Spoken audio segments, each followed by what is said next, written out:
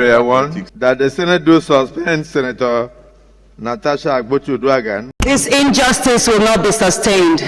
Akpabio, you better watch it. This fight is far from being over. To understand better, watch this video to the end and help me share it.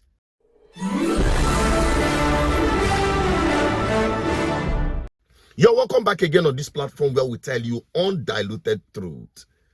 The news of Senator Natasha's suspension by the Nigerian Senate is everywhere. But many Nigerians are now looking at the Senate as a conglomerate of a cult sect than a legislative arm. No. And there is no due process. In fact, due process has been murdered by a cult of misogynist senators, and it's sad. It's a sad day for our democracy. So nobody should talk about due process. Let me tell you, because we are dealing with issues of fair hearing here. You cannot, again, it's illegal by our laws, and I'm talking about Article 13 of the African Charter of Human and People's Rights Ratification and Enforcement Act is a Nigerian law, which says that you cannot actually, every Nigerian has a right to participate either directly or indirectly in the government or governance of his country. So you cannot even suspend, you cannot contemplate suspending a senator or a House of Assembly member. We talk about the idea that Senate is bound by its rules and that whatever happens in the Senate cannot be inquired into by the courts. That's a joke. Does it mean that if someone picks a gun and shoots another senator right there in the Senate, and then the courts or the police will keep quiet about it? They will arrest that person and they'll prosecute the person. It doesn't matter what the Senate president thinks. I think we just witnessed a situation where we have seen a deliberate attempt to repress, suppress, and oppress a Nigerian woman. And it is not really Natasha Akpabio that is the victim here. It is the Nigerian, because if a Nigerian senator can be dealt with so harshly, so mercilessly, because she attempted to express herself, just imagine what will happen to the ordinary Nigerian. And what did the woman do?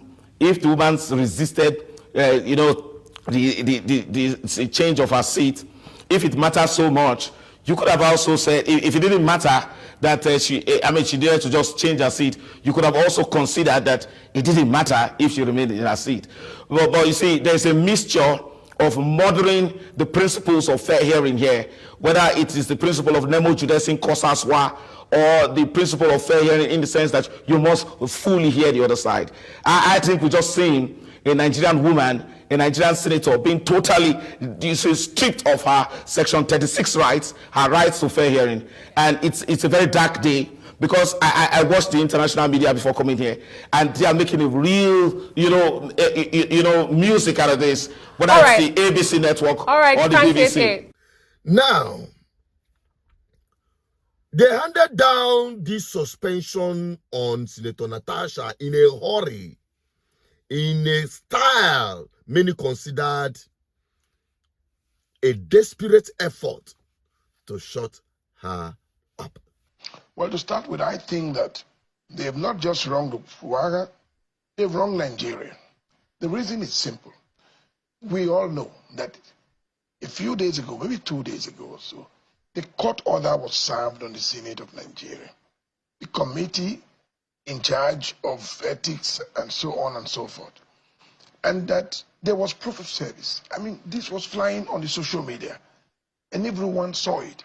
They got a substituted order to serve on the Senate through the office of the clerk. This was done. And then, in spite of this, you then sit down, you then rush a committee report, and then the person who is accused and who was likely to suffer from a suspension order was not even present. And so, in one breath, there was no fair hearing. You never heard the other side, in line with the provisions of the Constitution, Section 36. In the other breath, you disobeyed flagrantly a court order. And then you turn around to say, oh, the judiciary is not strong enough, the judiciary should improve. When we are the very ones, by this behavior, undermining judicial institutions in this country. Now, the Senate President allocates the seat. The dispute arose from the allocation of seat. Now, once it is the Senate President that allocates a seat and a senator complains about a right to a seat, it's a privilege because the right to be in the Senate is by election and a certificate of return. Do not forget, you and I cannot go there. So once she raises that point, it is a duty under Order 10, the famous Order 10 she was shouting about, of the presiding officer to have suspended all other matters. I consider that a very serious issue and taking her complaint and make a formal ruling.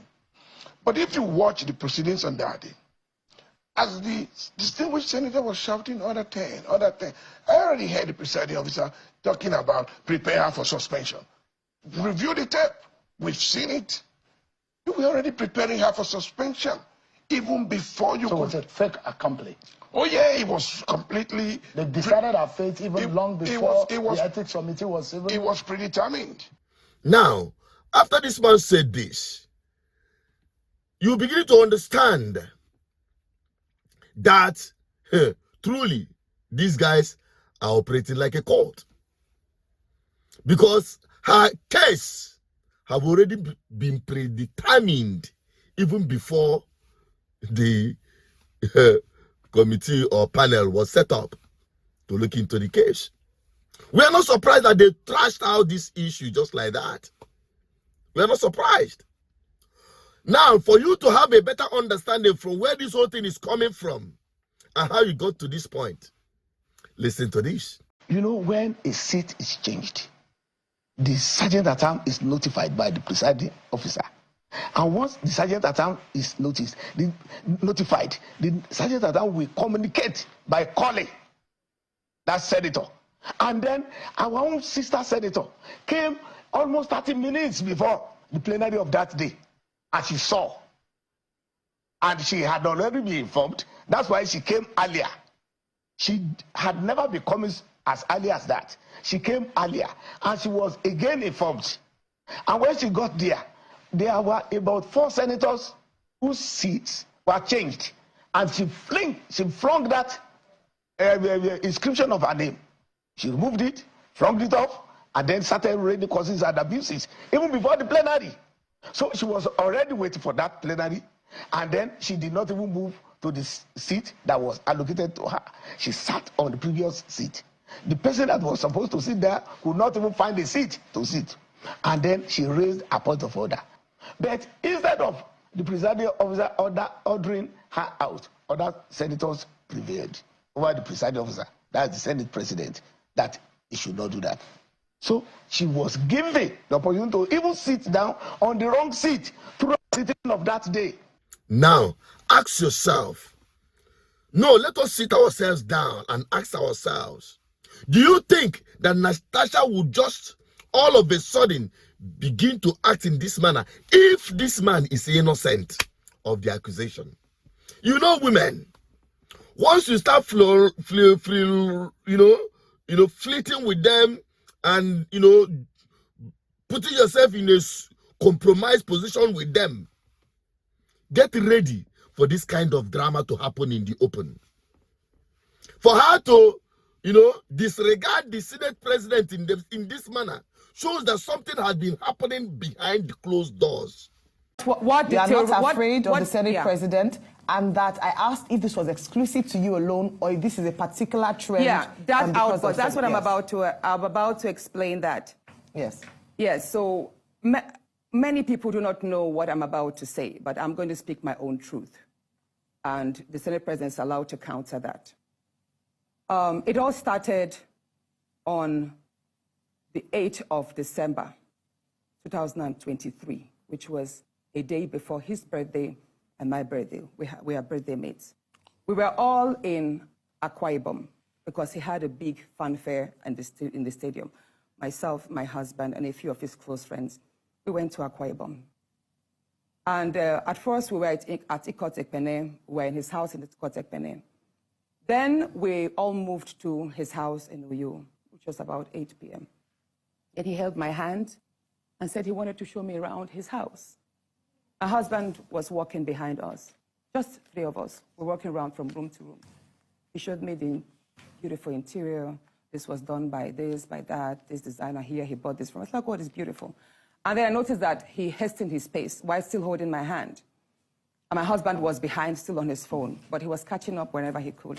And then he got to this particular sitting room, and he said, do you like my house? I said, of course, sir. Every room, beautiful, nice interior, quality taste. He said, now that you're a senator, I'm going to create a time for us to come spend quality moments here. You will enjoy it. At that point, I just pulled away, and I was like, I don't really understand what exactly that meant. But then my husband now, when I turned around, I saw my husband was already near me, and the way my husband looked at me and looked at him, I was beginning to wonder, did he hear part of that inciting statements or not? And then the Senate president, too, I saw that he also had that thought, like, did my husband hear the invitation to treat or not? So then the Senate president now said, oh, by the way, let me show you my chapel. He has a chapel in his house as well. So when we were going to the chapel, you know, we walked in silence and all. So that evening, before we left the Senate president's house at about 11 midnight to the 4 points in Ikotepene. And my husband asked me, Natasha, what did the Senate president whisper to you? What's he telling you? I thought, should I tell him that he was speaking about bringing me in here at a special time for us to have a good time? Or should I just kill it there, wrap it as if there was nothing? Because tomorrow was a big day. I know how much my husband adores the Senate president. He loves him as a brother. My husband would do anything to support him. So I told my husband, nothing. I can't remember what I created, but I just gave him some words to manage, to mask what was said. After, when we laid in bed, I lay to my right, and my husband wrapped his arms around me, and he said, my love, you know you can't tell me anything. What did the Senate president tell you? Again, I was like, don't you believe me? I said, nothing. Nothing. Moreover, it's my birthday in a few minutes. Let's just be happy.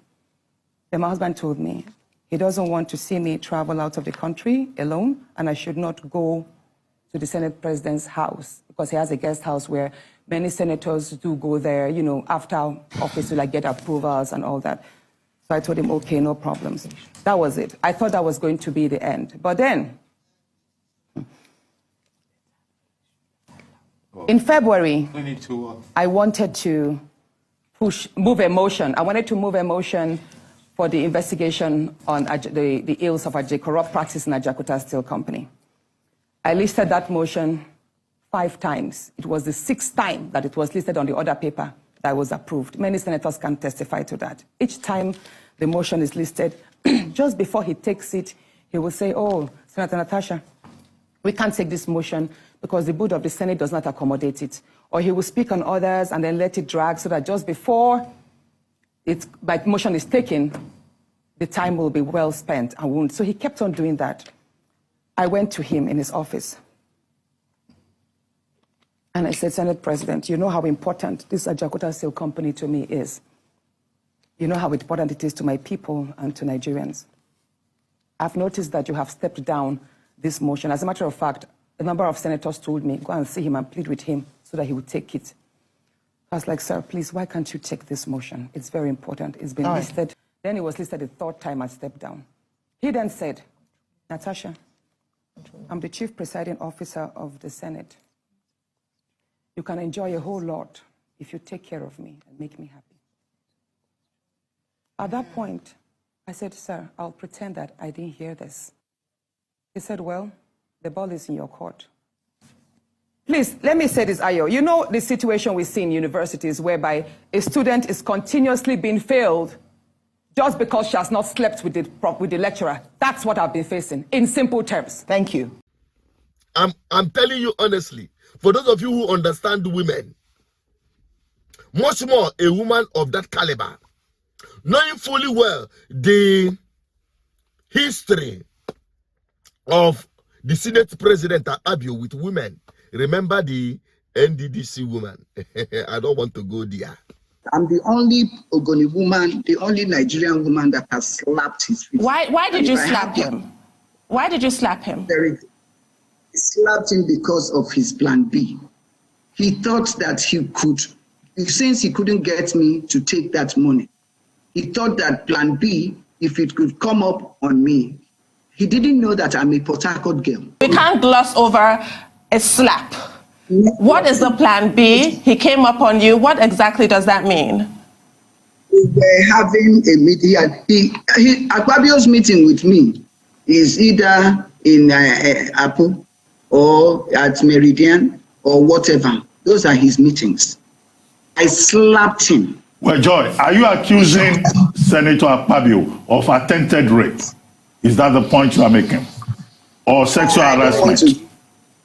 Harassment sounds better, not rape. Okay, so you are accusing him expressly of sexual harassment? Yes, I am accusing him. Okay.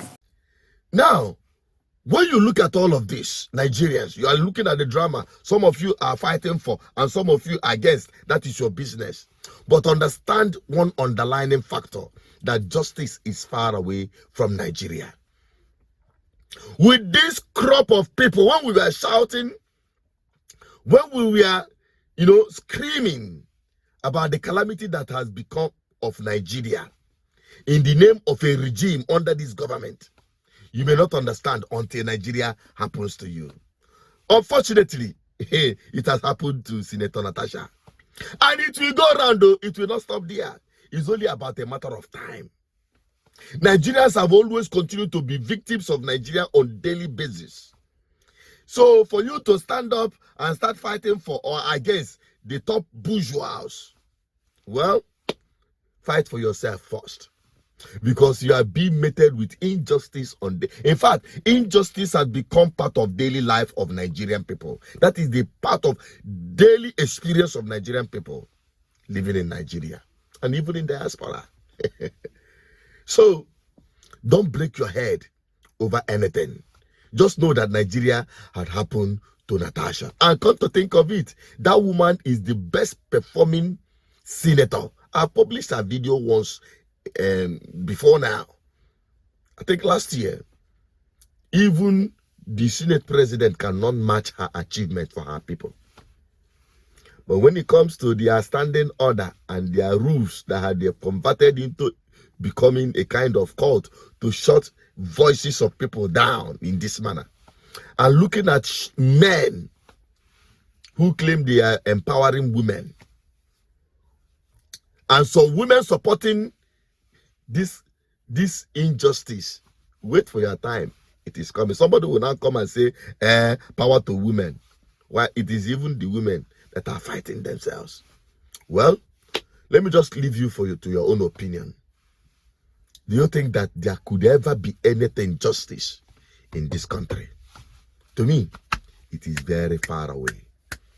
With this crop of leaders in Nigeria, or misleaders in Nigeria, or rulers, principalities and powers in Nigeria today, forget about justice. Whatever you get, you take. That is the law of the jungle for now. This place, constitution or law doesn't apply. Let me have your own opinion on this. I'm not a prophet of doom, but wait for it.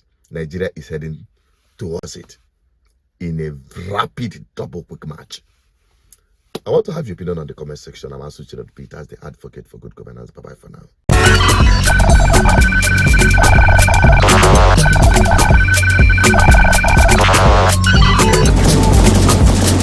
GGN, uniting the people for good governance.